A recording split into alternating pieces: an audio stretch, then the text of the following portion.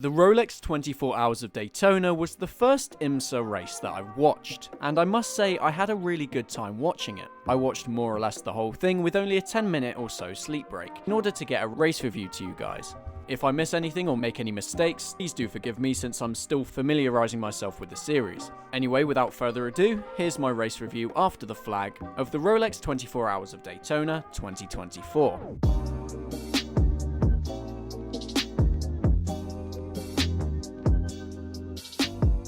The race would get away relatively cleanly, with Duraney in the number 31 Cadillac GTP car being the first car to turn 1, followed by Felipe Nasr's number 7 Porsche Penske. Nasr looked around the outside but couldn't make a move, putting himself under pressure from Bourdais. The GT class also got away relatively scot-free. The first issue in the race would come for Misha Goikhberg in the number 78 Forte Lamborghini, with heavy contact into the tyre barrier through the Le Mans chicane, causing the first of many cautions in the 24-hour race. Driver was thankfully unscathed. The next notable moment would come during the restart, when we had a 3-car shunt involving PJ Hyatt, Merriman, and Thomas, 50 minutes into the race at that same corner, followed by another heavy shunt involving Mike Conway during the same lap.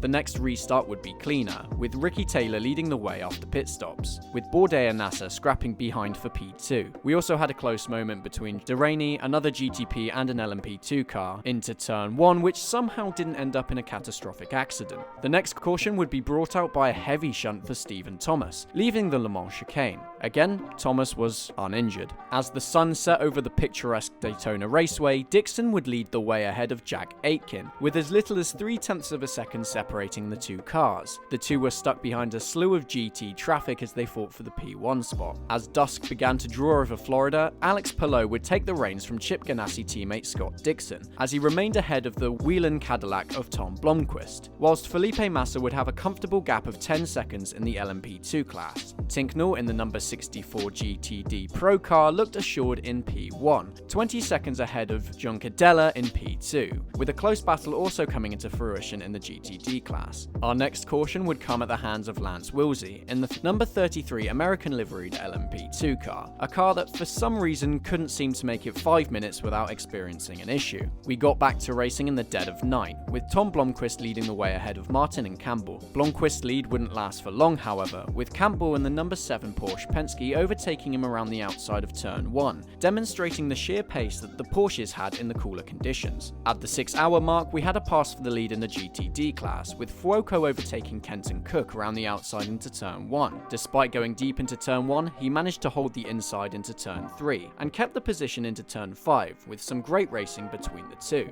There was some great close racing within the pack, until the next caution came out for the Wayne Taylor Racing's Acura, when it completely lost power in the middle of the night. There were complications for the number 20 LMP2 car of Dennis Anderson on the restart, as he got spun around mid-pack, somehow avoiding being collected by other cars coming his way. The next standout moment was when Bourdais collected debris, forcing the number 1 Cadillac into an early pit stop due to sustained damage. There was a close battle between Jenson Button and Tandy into turn 1, where Button made contact with Alexander Rossi in the Pfaff McLaren, in a bid to hold his P4 in the GTP category. Tandy managed to steal the place into turn 3, however. Not long after, Button made contact with a number 3 Corvette, sending his Acura into a spin. 10 hours in, and the next issue would come for Roman DeAngelis in his Aston Martin. Nearing the halfway point, Jack Aitken got bored of sitting in second and made a move past Cameron for P1, moving the number 31 Cadillac to the top spot. With 13 minutes until the 12-hour mark, Louis Delatraz lost power in the number 40 Acura GTP car, which came as a surprise given that it was the best performing Acura at that point. It was a very similar sight to the incident not long prior. Delatraz would manage to restart the car, however, minimizing the damage done. The restart saw more chaos, with more drivers spinning after turn 1. At the 10-hour mark, shock came for the number 1 Cadillac of Van der Zand, when he completely lost power,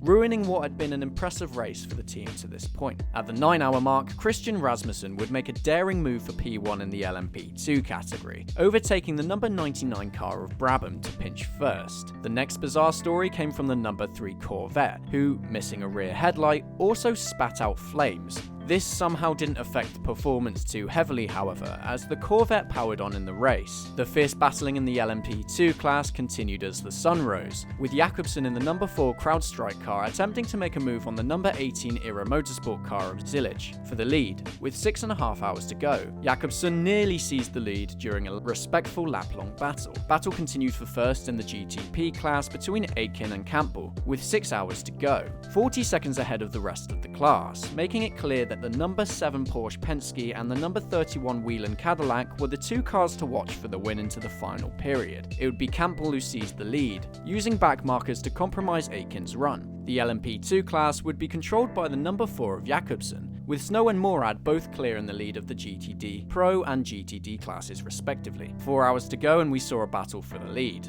with the number 57 Mercedes-AMG of Donch pushing ahead of the number 23 of Triasi, going side by side into the Le Mans chicane whilst trying to avoid Aitken and Nasser's fight for the lead of GTP. The GTD battle continued on to the next lap, with Triasi struggling to pinch P1 back. Disaster would strike for Triasi, however, as the number 1 BMW of Verhagen in the GTD Pro class got into the side of him into turn 3, spinning him out of contention and into the clutches of Skeen. Somehow, Verhagen got away with just a warning. Closing down to the 1 hour mark, it would be Tom Blomqvist and Felipe Nasser tussling for the lead after the pit stops, with some great battling, Hakkinen and Schumacher style, into turn 1. Blomqvist snatched the lead in an attempt to pull away from the Penske and secure the win for the number 31 Cadillac.